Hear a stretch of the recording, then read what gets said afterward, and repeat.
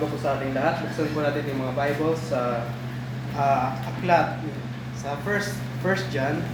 Sa unang sulat ni Juan, First John chapter 2, yung pinaka-last verse, which is verse 29. At chapter 3, verse 1. So magkasunod lang po yun.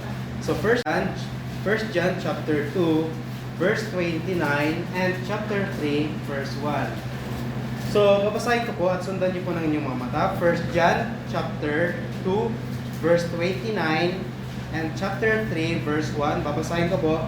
Sabi ng Bible, if you know that He is righteous, you know that everyone that doeth righteousness is born of Him. Behold, what manner of love the Father hath bestowed upon us, that we should be called the sons of God. Therefore, the world knoweth us not, because it knew Him not. Manalangin po tayo.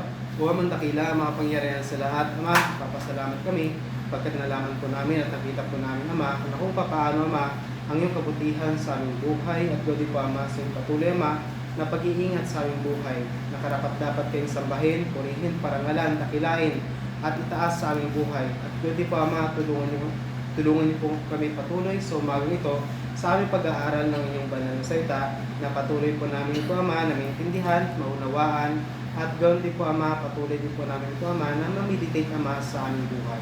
Ama, tulungan niyo po ang bawat isa, lalo na, Ama, sa mga hindi pa po nakilala sa inyong bugtong na anak na si Kristo Jesus, na sila po, Ama, ay magkaroon, Ama, ng pagsisisi ng kanilang kasalanan at pananampalataya sa Panginoong Kristo. Ama, binabalik namin sa inyong papuri at karangalan. In Jesus' name I pray, Amen. So, dito, alam natin na itong sulat dyan ay patungkol ito against doon sa tinatawag nating katuruan, maling katuruan ng Gnosticism. So, yung mga tao na tinatawag na Gnostics, Gnostics, so Gnostics, yung mga tao na yon na sinasabi na kami ay merong kaalaman na higit na mas mahalaga kaysa kaalaman na meron kayo na nakasulat lamang sa isang libro, na nakasulat lamang sa isang aklat. Kami ay merong kaalaman na mas higit kaysa kaalaman na meron kayo. So dito ngayon sa chapter 2 verse last time na pag-aralan natin yung promise ng Diyos doon sa mga nagko-continue o nagpapatuloy na sumusunod sa kanyang kalooban o nagko-continue sa kanyang salita, nagko-continue sa fellowship sa God the Son, sa God the Father, at sa God the Holy Spirit. May kita yung promise ng walang hanggang buhay, yung promise ng God the Holy Spirit, at yung promise ng tinatawag natin na rapture o yung second coming ng ating Panginoong Jesucristo. So ngayon dito may kita natin kung papaano ipinakita ni John yung privileges nung ikaw ay naging sons of God, nung ikaw ay naging anak ng Diyos. So, example, isang pusa, syempre, may nakita kang isang pusang pagala-gala o isang aso na pagala-gala, then inampun mo siya. So, dahil inampun mo siya, hindi naman agad-agad na yung aso na yon ay susunod agad sa'yo. So pagkaampun mo sa isang pusa o aso na yon, so ang mangyayari ay syempre para mapalapit sa sayo, papakainin mo. Pero ang pinagkaiba, itong pag-aaral natin ngayon, so doon sa pusa, ang Diyos, example ang Diyos, ito yung example sa tao, at yung pusa, yun ay ang tao. So ang tao, example natin, ito yung Diyos, ako. Example lang ay Diyos, at yung pusa o aso, siya yung tao. So, yung tao, yung pusa na yon, kahit anong gawin ng pusa at aso, hindi siya pwedeng maging tao na katulad ko. Ibig sabihin, kahit anong gawin ng tao na gusto niya maging katulad ng Diyos, hindi siya pwedeng maging Diyos. Pero, binigyan tayo ng Diyos ng karapatan para maging mga anak niya. So, tandaan natin, mga anak. So, unang anak ng Diyos, only begotten Son of God, walang iba kundi ang ating Panginoong Kristo. Kung saan pa tayo ay inadak. So, may nakita ang pusa, aso, inadak mo siya. At ginawa mo siyang sayo. So, ibig sabihin, ganun din ang ginawa ng ating Panginoong Kristo ginawa ng God the Father sa atin, doon sa mga taong nagsisi at nanampalataya sa Panginoong Jesucristo. So makikita natin, may dalawa tayong pag-aaralan, pero pangalawa ay pag-aaral natin mamayang hapon. So, if uuwi kayo ngayon, so hindi nyo matapos yung pag-aaral natin. So, yung benefits o yung privileges of being sons of God. So, makikita natin dito sa verse 29. Sabi niya, if you know that He is righteous, you know that everyone that doeth righteousness is born of Him. So, makikita natin sa ibang before itong verse 29, makikita natin kung paano yung pagtawag ni John sa mga believers, children, little children. Makikita naman natin dito, yung una nating pag-aaralan ay yung tinatawag natin, yung ating position ay napalitan. So, our position was changed. So, from being a depraved sinners to divine sonship.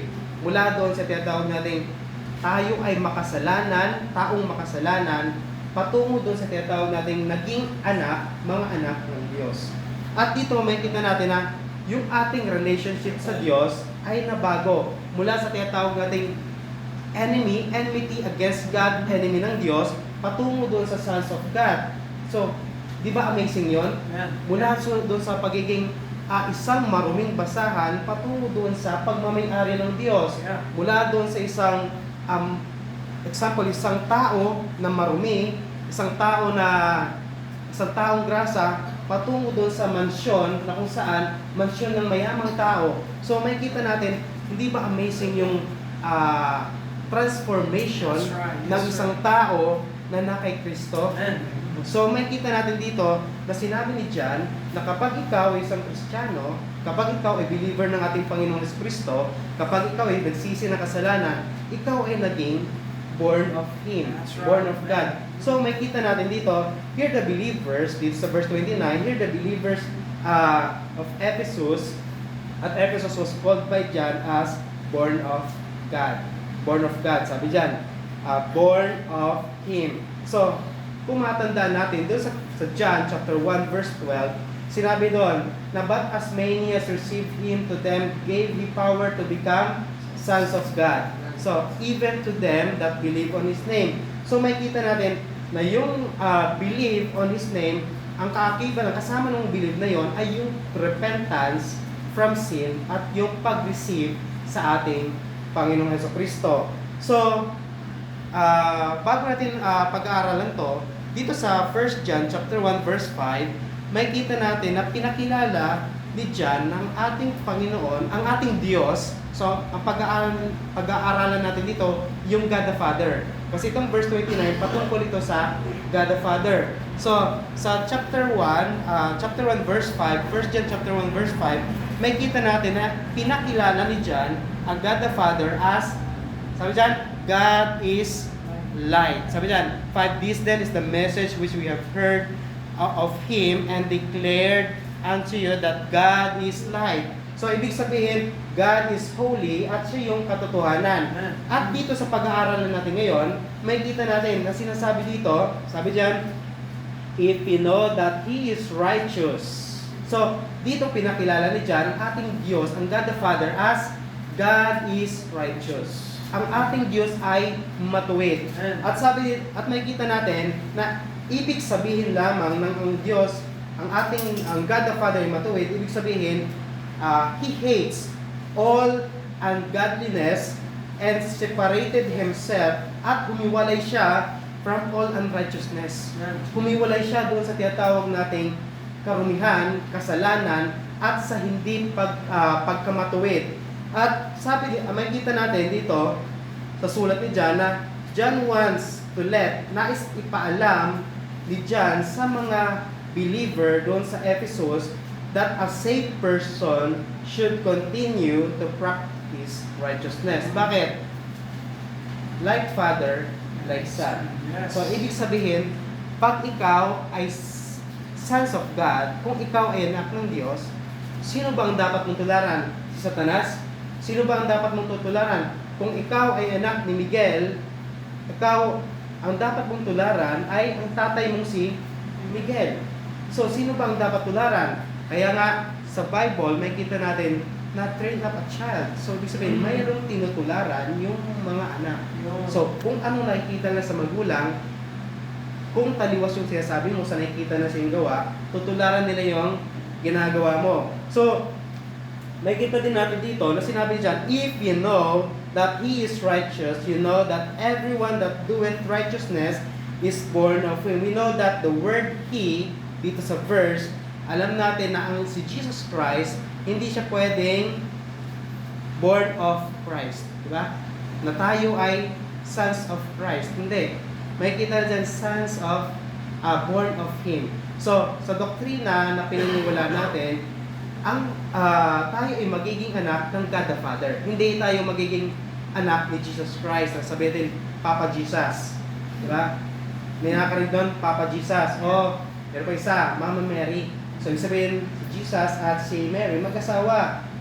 Sabihin, anak ni si Jesus. So, ang dapat tawag ay Jesus Christ. Then, ang God the Father, tawagin Papa o God the Father. Father, Ama, Aba. So, dito may kita natin, sinabi, if you know that He is righteous, ito ay patungkol sa God the Father, He is righteous, you know that everyone that doeth righteousness is born of Him. Born of Him. Ipinanganak doon sa God the Father. So, nung ikaw ay nagsisi ng kasalanan at nanampalataya sa Panginoong Jesucristo, ibinilang ka ng Diyos bilang Kanyang anak. Hindi ka naging isang believer lamang, kundi naging anak ka ng Diyos. Ano napakagandang privilege to na ikaw ay maging anak ng Diyos. So, tandaan natin, sa history, sa mga Greek mythology, Roman mythology, may tinatawag din silang mga anak ng Diyos. Sons of gods. Sons of gods. So, yung mga sons of gods na yun, between Diyos, Zeus, then nagkaroon siya ng isang kalipin na babaeng tao, then nagkaroon ng anak. At yung anak na yon, pwede siyang maging Diyos. At pag mas maraming nanalangin dun sa anak na yon, balang araw magiging kasing lakas niya, si Zeus. So, tayo, tandaan natin, nung si Eva ay tinukso ng ahas, sabi ng ahas na magiging katulad ka ng Diyos. That's right. Pero ang katotohanan, kahit kailan ang tao ay hindi magiging katulad ng Diyos. At dito may kita na sa Biblia na sinasabi dito, kung ikaw ay nagsisi ng kasalanan at nanampalataya sa Panginoong Jesucristo, ikaw ay magiging anak ng Diyos. Pero hindi sinabi na ikaw ay magiging Diyos, kundi anak ng Diyos. Bakit? Bakit hindi tayo maging Diyos? Anak tayo ng Diyos. So, pwede tayo maging Diyos. Yun ang katuruan ng Gnosticism. So, yun ang katuruan ng Gnosticism. Hindi sila naniniwala ng si Jesus Christ ay ang Diyos ay nagkatawang tao. Hindi rin sila naniniwala na si Jesus Christ ay anak ng Diyos. So, may kita natin dito na sinabi ni John na we know that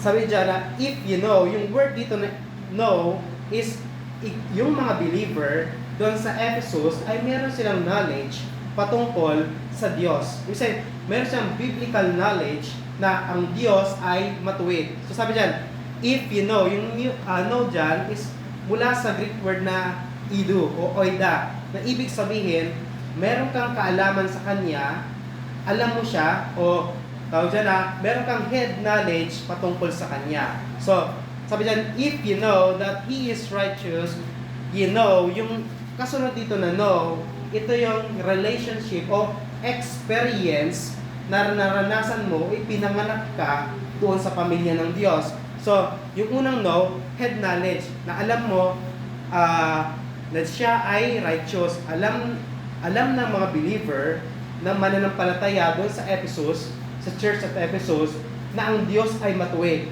At the same time, hindi lang nila alam, kundi meron silang intimate relationship doon sa kilala nilang righteous, which is ang God the Father. At sinabi dyan, if you know that He is righteous, you know that everyone doeth righteousness is born of Him. So, may kita natin sa verse 1 kanina, at chapter 1, na sinabi, God is light. So, God is light. He shows us the way, the truth, and the life sa magitan ng ating Panginoong Kristo. Then may kita God is righteous. He makes us His sons. He makes us His sons. O tinawag tayo sons of God. So napaka-amazing nun na makasala ng tao, nagkasala sa Diyos, then naging anak ng Diyos. So example, isang mahirap na bata, then natagpuan ng isang mayamang tao at naging heir o tagapagmana ng isang malaking tahanan, isang malaking kumpanya. Isipin lang natin yan, mahirap na anak, mahirap na bata, then pinampon ng isang mayaman, ginawang anak. So, isipin natin na tayo'y makasalanan, nilikha tayo ng Diyos. Pwede gawin ng Diyos na lumikha ulit siya ng panibagong tao. Patay niya si Adan, si Eva, bagong tao ang likha niya. Yung susunod talaga sa kalooban niya, pero hindi ginawa ng Diyos. Ang ginawa ng Diyos, ibinigay niya ang kanyang bugtong na anak para tayo ay kanyang maging anak. So, adopted son tayo. Naging adopted tayo ng ating Panginoon, ng ating Diyos Ama. So,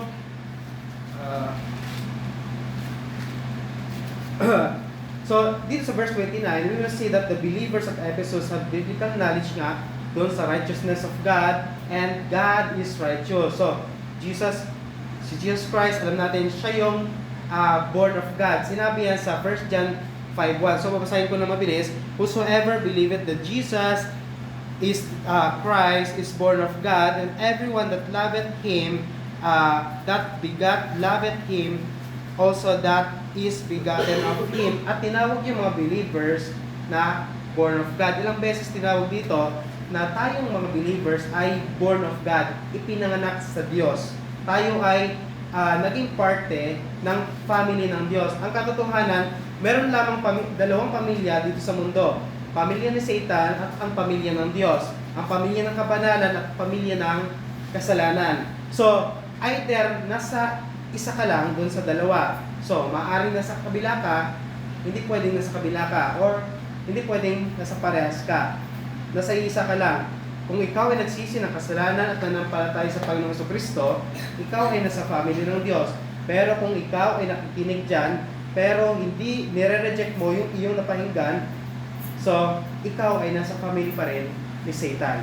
So makikita natin ng Jesus Christ, siya yung Son of God. Siya ay anak ng Diyos. So ibig sabihin, ang ating Panginoong Jesucristo, siya ay Diyos. Tayo ay adopted son, pero hindi tayo Diyos. Tandaan nyo. So, dito mga Gnostics, so ang tinitira nila, ang talagang fina-fight nila, kinakalaban nila, yung doktrina ng pagiging pagkakatawang tao ng ating Panginoong Jesucristo at yung doktrina ng pagiging anak ng Panginoong Jesucristo. Bakit? Pag naging anak si Jesus Christ ay anak ng Diyos, so ibig sabihin, ang God the Father, pwede siyang mag-adapt ng magiging mga anak niya. So, at makikita din natin dito na we are adopted to follow Jesus. We are adopted to follow Jesus. We are adopted to obey His words. At inadapt tayo ng Diyos para maging katulad ng ating Panginoong Jesucristo. Bakit?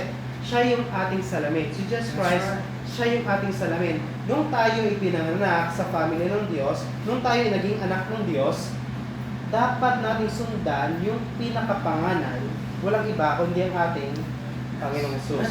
So paano ba lumakad ang ating Panginoong Jesucristo dito sa lupa? So makikita natin na perfect yung paglakad ng ating Panginoong Jesucristo. Kaya sinabi diyan, if you know that He is righteous and God the Father are righteous, you know, kayo na merong experience, kayo na naka-experience ng saving knowledge, you know that everyone that doeth righteousness is born of Him.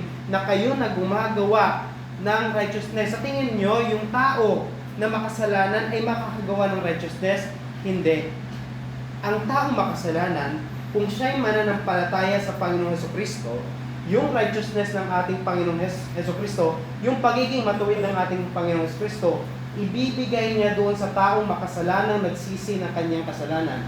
At yung taong yon ay ibibilang ng God the Father na righteous, na matuwid. Kung si Kenneth ay isang makasalanan at nagsisi ng kasalanan, yung pagiging matuwid ng ating Panginoong Kristo, ilalagay sa akin. At ako ay magiging matuwid sa harapan ng Diyos. So hindi ko pwede sabihin, dahil sa akin, kaya ako mapupunta sa langit. Dahil sa aking gawa, kaya ako ay naging parte ng pamilya ng Diyos. Hindi. Kundi dahil sa ating Panginoong Kristo. Kaya sinabi dyan, if you know that He is righteous, you know that everyone that doeth righteousness is born of Him. Doeth righteousness. So, tanda natin na tayong mga tao, lahat ng ating gawa ay parang maruming basahan lamang sa harapan ng Diyos. So, wala tayong righteousness, wala tayong katuwiran sa sariling atin. Yung katuwiran na meron tayo ay galing yon sa Panginoong Jesucristo. Kaya may kita natin dito yung doktrina ng Diyos Ama, na siya ang liwanag, siya din yung katuwiran. So, God is righteous, God is light, you know, at kung ikaw ay may relasyon sa ating Panginoong Kristo, sabi diyan, you know that everyone that doeth righteousness is born of Him. So, dito sa chapter 3, verse 1, may kita natin sa chapter 3 ng 1 John verse 1. So, in this verse, the word behold comes from the Greek ido o oida, know. So, yung Greek word dyan, behold, know. Nakita nyo, nalaman nyo. So, eto siya, nakita nyo. Ido, which also translated know. Yun nga, yung behold, yung know, pares lang ido. So, nung may kita natin dito, na nung nakita ni John, si Jesus Christ, John the Baptist, si Jesus Christ, doon sa ilang, sabi ni John the Baptist, behold, the Lamb of God, which taketh away the sins of the world. So, ganito rin yung pagkakasulat ni John dito sa verse na to. Sabihin, merong astonishment, na-amaze siya nung nakita niya yung ginawa ng ating Panginoong Jesus. Nung nakita niya, example, yung ginawa yung nakita ni John the Baptist, si Jesus Christ, may astonishment. At the same time, nung ipinakilala ni John the Beloved, si Jesus Christ, may astonishment. Kaya may kita niya, sabi niya, behold, what manner of love. So, may astonishment, may na-amaze, o sabi, kung sa Tagalog, nasabi ni Juan na kagila-gilalas. So, talagang amazing na papaano yung pagmamahal ng God the Father na ibinigay niyang kanyang bugtong na anak na si Kristo Jesus para yung mga tao na makasalanan ay mapasa kanya para maging mga anak ng Diyos. So, dito, verse 20, we'll see that the believers at Ephesus, itong mga believers dito sa Ephesus, ay binigyan ni John na pagpapakilala sa God the Father. So, tandaan natin, yung mga previous na mga verses sa verse chapter 2, pinakilala ni John ang Diyos, tawag ni John sa mga believers doon ay little children, mga maliliit na anak. So, dito, pinakilala ni John yung sino ba yung kanilang ama. So, dahil sila'y anak, so ibig sabihin, lahat ng anak ay mayroong ama. So, kaya nga, pag nasa labas, sinong ama mo? Sinong tatay mo? Tagisan tatay mo? So, ganun din dito, na before ipakilala ni John ang God the Father, pinakilala muna ni John si Jesus Christ. Then, patuloy dahan-dahan pinakilala, hanggang pinakilala dito ni John yung God the Father. At anong klaseng pagmamahal meron God the Father? So, yun nga dito, may kita natin yung word din ulit dito, what manner, sa verse, chapter 3, verse 1, behold, what manner of love the Father hath bestowed upon us, that we should be called the sons of God. Therefore, the world knoweth us not, because it knew Him not. So, anong klaseng pagmamahal yung ibinigay sa atin ng God the Father? Diba? Isipin na natin, ang God the Father na nagbigay ng kanyang bugtong na anak. So, tandaan natin, sa sa Old Testament, ang God the Father ay galit siya sa tao. At the same time, sa Romans, makikita natin, ang God the Father ay wala siyang, ang tao at ang God the Father, hindi sila magtugma o walang peace ang tao sa God the Father. Magkaaway ang tao at God the Father. Ang tanging nag-bridge lamang sa away ng Diyos at ng tao ay ang ating Panginoong Jesus. So, ikaw, nagkasala ka sa kaibigan mo, sa nanay, nagkasala sa kapwa nanay. So, para patawarin yung nanay sa kanyang kasalanan, kailangang merong humingi ng tawad. At sino hingi ng tawad? Yung nagawa ng kasalanan o yung gumawa ng kasalanan? Siyempre, yung gumawa ng kasalanan. What if, pag yung ginawa ng magulang, ng nanay, ay sinabi, anak, puntahan mo si Maring ganito at humingi ka ng tawad sa nagawa kong kasalanan. So, sa tingin niyo, papatawarin siya? Kung idadaan sa pamamagitan ng anak? Siyempre, hindi. Dapat, kung sino yung nagkasala, siya yung hingi ng kapatawaran mismo doon sa nagawa niya ng kasalanan. At nakikita natin na kapag ikaw, na tayo nagkasala sa Diyos, kailangan nating humingi ng kapatawaran sa God the Father para tayo'y patawarin. At tayo ay magiging mga anak ng Diyos. So, makikita natin doon sa simula sa verse chapter 1, 2, hindi pinakilala ni John, hindi sinabi na mga sons of God. Dito lamang sa chapter 2, verse 29 at 3, na pinakilala ni John na kayong mga taga-Ephesus, kayo ay anak ng Diyos. So tandaan natin na yung Ephesus ay malapit sa tinatawag nating Greece. So, may paniniwala sila sa mga anak ng Diyos. Mga Diyos-Diyosan. Anak ng mga Diyos-Diyosan. So, yung mga Diyos. So, example, yung sila Zeus, ang anak niya si Mars, at iba pa. So, may kita natin, yung mga Diyos doon ay may mga anak. At dito may kita natin na yung mga Gnostics, hinahalin tulad nila yung mga believers sa Ephesus katulad nung anak ng mga Greek mythology. So, which is napakalaki ng pagkakaiba. Kaya pinakilala dito ni John na ang Diyos ay righteous. Samantalang si Zeus ay hindi siya righteous. At pinakilala din dito ni John nung papaano lahat ng gumagawa ng righteousness, ibig sabihin, kung ikaw ay nagsisi ng kasalanan at nanapad sa Panginoon Kristo, ay pinanganak ka doon sa pamilya ng Diyos.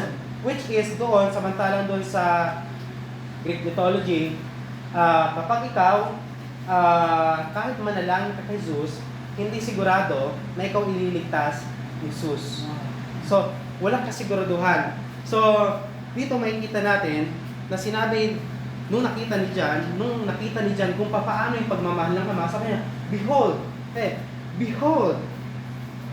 pinaalam ko sa inyo na what manner of love the Father hath bestowed upon us. Anong klaseng pagmamahal yung ipinakita ng Diyos Ama doon sa mga tao. So, ibig sabihin, hindi lamang pala galit ang Diyos Ama sa tao, kundi merong pagmamahal ng Diyos Ama sa tao. That's right. Pero hindi maipakita ng Diyos Ama sa pamamagitan ng, lahat kayo, ligtas na. Hindi sa ganung paraan. May papakita lamang ng Ama yung kanyang pagmamahal sa pamamagitan ng bugtong na anak na si Kristo Jesus. Kaya napakahalaga ng ating Panginoon Kristo. Kahit tumawag tayo sa Ama, kaya Ama, hindi tayo papakinggan ng God the Father. Bakit? Wala kang relasyon sa God the Son. That's right. Kailangan magkaroon ka muna ng relation sa God the Son. So,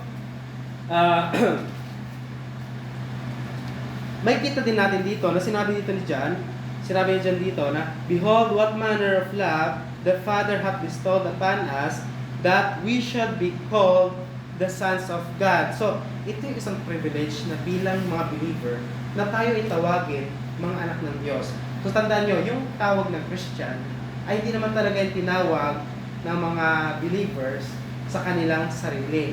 Bagkos yan ay tinawag ng mga kaaway ng mga believers. Tinawag silang, yung mga yan, Christians. Kasi tagasunod sila ni Kristo. So, example, sa history ng ano natin, Baptist history. So, Baptist history tayo. So, may mga naging leader at yung mga leader na yon ay tinawag yung grupo na yon according doon sa leader. Montanos, si Montanos, Preacher Montanos, may mga tagasunod siya. So, tawag natin sa kanya ay Montanism. So, meron pa iba. Dahil sila tagasunod ng katuruan ni Pablo, tawagin natin silang Paulicians. So, yung Paulicians. Dahil nag-rebaptize sila, yung nabaptize natin, nire-rebaptize sila. Tawagin natin silang Anabaptist. So, then after nun, mga 1600, dinanap ng Baptist, Anabaptist yung Ana. At yun yung Baptist. So, dito makikita natin na si John, tinawag ni John yung mga believers sa Ephesus na born of him, sons of God. So, makikita natin, tayo pala ay anak ng Diyos. So, kung tayo anak ng Diyos, sino ba ang dapat natin tularan? Ang ating Panginoon Kristo at ang God the Father. So, ibig sabihin, ano yung relasyon ng sons of God sa mundo? Sa mundong ito. May kita natin, sinabi dyan, that we shall be called the sons of God. Therefore, the world knoweth us not. Yung knoweth dyan, ginosko. Yung ginosko, ibig sabihin, na-experience mo yung tinatawag natin na salvation. So, ang ginosko, ibig sabihin yan, experiential or relational knowledge of that person. So, ibig sabihin, meron kang experience or knowledge mismo na relational knowledge doon sa isang tao. Hindi mo lang siya kilala sa mukha, kilala mo rin yung pangalan niya, apelyido ng magulang niya, pinakagitna ng apelyido ng magulang niya, sinong lolo niya, kilala mo kung anong klaseng dugo meron siya. So, mismong siya, kilala mo siya. Anong ugali meron siya, alam mo kung kailan siya nagalit na. So, kilala mo siya. So, yun yung tinatawag natin ginosko. So, may knowledge. Unlike dito sa tinatawag natin kanina, Ido o Oida, yun yung head knowledge. So, kilala mo siya, pangalan, si Nanay Maring. Si Nanay Maring, yun yung matanda doon, nagtitinda sa kantin, si Nanay Maring. So, example na yun, may head knowledge ka, nagtitinda si Nanay Maring doon sa kantin. So, head knowledge siya. So, pwede mo sabihin sa iba, doon, masarap yung ulam doon kay Nanay Maring. So, ilang taon si Nanay Maring, saan siya pinanganak, sino ang asawa niya, ilan yung anak niya. So, hindi natin alam yun. So, yung ginosko, yun yung mismong meron kang relasyon. At sino merong relasyon sa God the Father? Yung mga anak niya. Yung mga sons of God. At yun tayo, mga believers. Yung mga taong nagkasala sa Diyos, pero nagsisi ng kanilang kasalanan at nanampalataya sa Panginoon Kristo. So, dito may kita, our relation to the world, yung mundo dito, yung world dito, may kita natin, na ginamit din niya ni John, doon sa chapter 2, verse 17. Verse 15, love not the world, neither the things that are in the world. If any man love the world, the love of the Father is not in him. Sa 1 John, chapter 2, verse 15, may kita natin world. So, yung world dito, hindi lang ito yung mundong ito, because yung world dito, ay yun ding mga nagtuturo ng maling katuruan. Ano yun? Yung mga Gnostics, sabi dito ni John, therefore the world knoweth us not. So, yung mga Gnostic na to, wala silang kaalaman patungkol sa ating Panginoong Hesukristo. Wala silang relasyon sa ating Panginoong Hesukristo. Sabi yan, verse chapter 3, verse 1, sabi dyan, sa pinakauli, therefore the world knoweth us not. So, yung mga Gnostics, yung mga unbelievers, hindi nila tayo nagkakilala. Yung yung no ay ginosko. Ibig sabihin, relationship o intimate relationship. So, yung mundong to, wala silang intimate dapat na relationship pagdating sa mga believers. So, yung mga believers dapat, wala silang intimate relationship pagdating sa mga unbelievers. Lalo na dito sa mundo. Ano kung meron dito sa mundo? Yun nga, sinagot ni John. Dito sa chapter 2, verse 15. Sabi dyan, love not the world, neither the things that are in the world. If any man love the world, the love of the Father is not in him. 16. For all that is in the world, ano ba yun nasa mundo? The lust of the flesh, the lust of the eyes, and the pride of life. At yung lahat ng yon ay hindi galing sa Ama. Hindi galing yun sa Diyos Ama. So, the believers should have no relation to the world. At the same time, so, kasali ba doon yung tinatawag ni Pablo na dapat tayo ay huwag makipag-unequally yoke with unbelievers? Yes. So, tanda natin, yung no dito, ito yung intimate na relasyon natin doon sa mundo. So, ibig sabihin, kilala natin mundo. Ginagawa natin yung ginagawa ng mundo. Pero tandaan natin, kapag ikaw ay anak ng Diyos, kung ikaw ay nasa Diyos, kung ikaw ay nasa pamilya ng Diyos, wala sa iyo dapat yung pagmamahal sa mundong ito. Bakit? Pinakita na nga ng Diyos yung pagmamahal niya sa atin. Pinakita ng God the Father yung pagmamahal niya sa atin.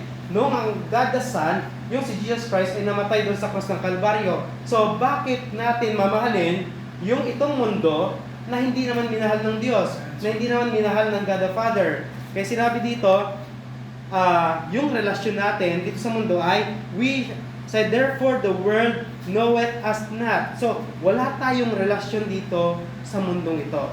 Kaya sabi ng Bible na tayo ay stranger. Katulad ni Abraham, siya ay stranger sa land of Canaan. So, tayo ay stranger tayo dito sa mundong ito. Ito ay stranger, tayo ay hindi taga dito sa mundong ito.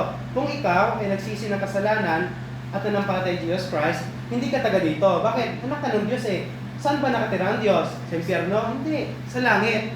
Kung ikaw ay anak ng Diyos, titira ka kung saan nakatira ang Diyos. Diba? So, ibig sabihin, sinasabi nito dyan, yung kaalaman ng mga Gnostics ay hindi yung kaalaman na tinuturo ng God the Father. So, yung kaalaman na meron sila ay kaalaman na pawang kasinungalingan. At makikita nga natin dito, they know not the Father. So, our relation to the world, then the world's relation to the Father. Ang sabi dyan, ni John, sa pinakahuli, therefore the world knoweth us not, because it knew Him not. Di nila kilala ang God the Father. That's right. Wala silang relasyon sa God the Father. At yung new dyan, ginusto. Intimate relationship sa God the Father. Wala silang personal relationship sa God the Father dahil wala silang intimate relationship sa God the Son. So tanda natin itong buong dyan, may kita natin yung word na no. Yung tinatawag natin fellowship at yung relationship. Napakahalaga dito sa Book of John. Right. Kaya palagi nang tatanda tuwing pag-aaral ng Book of John, yung tinatawag ng fellowship at relationship sa God the Father, God the Son, at God the Holy Spirit. Then may kita din natin ito na yung the world's relation to God the Father, it knew Him not. If any man love the world, the love of the Father is not in him. So, okay lang ba sa'yo na yung isang boyfriend, isang girlfriend na hindi saved, wala sa Diyos, sasagutin mo? So, minahal mo yung hindi minamahal ng Diyos? Parang mahirap yun, no? Pag believer ka, isa ka mananampalataya, tapos mamahalin mo yung nasa kapit bakod na, wala sa bakuran ng Diyos, nasa kabilang bakod na, mamahalin mo. Balang araw, example, pag nagkatuluyan talaga, nagkaroon ng mga anak, masisira ang buhay ng mga anak. That's right. Then, yung lalaki, puntang impyerno, ikaw, pag yung babae, puntang impyerno, ikaw, langit. Lalaki, puntang impyerno, ikaw, langit. Yung mga anak mo, impyerno ka o langit. So, delikado, di ba? Yeah. So, better na manalangin sa Diyos ngayon. Lalo yung mga kabataan. Yung mga kabataan natin. So, lalo na yung malapit ng magkalendaryo. Malapit na. So, yung mga yon. So, pag-pray talaga, napakalaga talaga na. That's right. Pananalangin. Kaya, bilang believer, wala tayong relasyon sa mundo ito. At ang God the Father, wala rin siyang relasyon sa mundo ito. That's right. Maliban lamang sa ibinigay niya kanyang bugtong ng anak dito sa sanlibutan para iligtas yung mga tao. At sino yung mga tao na yun? Yung mga taong nanampalataya, nagsisi ng kasalanan at nanampalataya sa ating Panginoon Kristo. So, sabihin, word na elected, o word na pinili. Pero yung mga pinili na yon, sila yung pumili, pinili, sila, may katulad ng Calvinism, katulad nila, na ang dugo, ang kamatayan ng ating Panginoong Jesucristo ay para sa lahat, pero effective lang sa mga elect. So, para sa lahat, pero effective lang sa mga elect. Pero tayo naniniwala na ang kamatayan ng ating Panginoong Jesucristo ay para sa lahat. So, tama, para sa lahat. At kung sino man magsisisi ng kasalanan, sila yung tatawag natin yung mga pinili. Sila yung mga pinili. Hindi pumili ng Diyos, ikaw, nagkasala, ikaw, para mabuting tao to, milyonaryo, pipiliin kita, ikaw, guwapo, maganda, pili ito sa akin, ito, mabait, pili ito, medyo may tato, impyerno. Hindi ganun ang Diyos. So, ang Diyos, nagbibigay siya ng biyaya, may grace, biyaya. So, unmerited favor. So, nagbigay ang Diyos ng biyaya. Either pipiliin natin ang Diyos or hindi natin pipiliin ang Diyos. Pag pipiliin natin ang Diyos, ito yung magiging buhay natin. Pero pag hindi natin pipiliin ang Diyos, ito. So tanda natin mga manampalataya para sa atin. Sabi dyan, therefore the world knoweth us not because it knew Him not. So, yun. Paalala ulit, lalo sa ating mga matatanda, adult, at yung mga young na sumusunod sa mga adult. So, tandaan natin na ang kalooban ng Diyos sa mananampalataya, lalo sa wala pang asawa, ay mananampalataya. Mananampalataya. Hindi pwedeng half na mananampalataya na nagsisimba o nagsimba siya. So, okay na yan, pwede na. Hindi pwede. So, may kita sa Bible. Pag wala siyang relasyon sa ating Panginoong Jesucristo, sira ang buhay mo. So, example sa buhay namin, buhay ko mismo. Magulang ko, sila mama, si papa. Dahil si mama mananampalataya, si papa hindi, nagkahiwalay. So nangyari sa amin, napunta yung nanay. Pero pag napunta kami yung tatay, siguro sira buhay namin. So nakinanay kami, so pares kami, nabahaginan sa ita ng Diyos, nagsisi ng kasalanan, at ano para sa Panginoong Jesucristo, parehas kami. Pero mas maganda, siguro, pagbuo, di ba? Yes. Buong family. So dito, God the Father, hindi kilala ng God the Father yung mga hindi nanampalataya sa Kanya. So lahat, kung ikaw hindi ka nanampalataya sa God the Father, hindi ka na kilala. Kasi hindi ka naman niya anak. So, wala siyang pakialam sa'yo.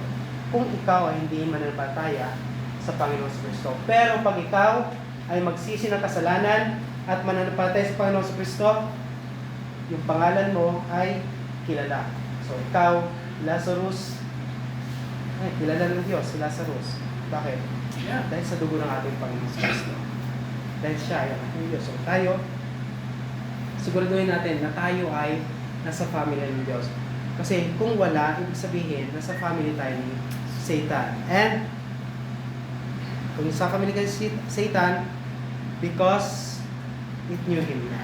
Dahil hindi mo kilala ang Diyos at di mo kinilala ang God the Son, si Jesus Christ. Manalangin tayo. Let's pray. O Amang dakila, makapangyarihan sa lahat. Ama, nagpapasalamat po kami sa iyong kabutihan, sa aming buhay, lalo na mga sa aming napag-aralan, na kami po pala, Ama, ay ginawa niyong mga anak niyo. At kami, Ama, ay merong privilege na lumapit sa inyo, pagkat kami, Ama, ay mga naging anak niyo. At tulungan niyo po, Ama, ang bawat niyo sa amin, na narito, Ama, sa loob ng bahay-sambahan na magkaroon talaga, Ama, ng tunay, Ama, na pagsisisi ng kasalanan at pananampalataya sa Panginoong Kristo. Ama, muli binabalik po namin sa inyong papuri at karangalan. In Jesus' name we pray. Amen.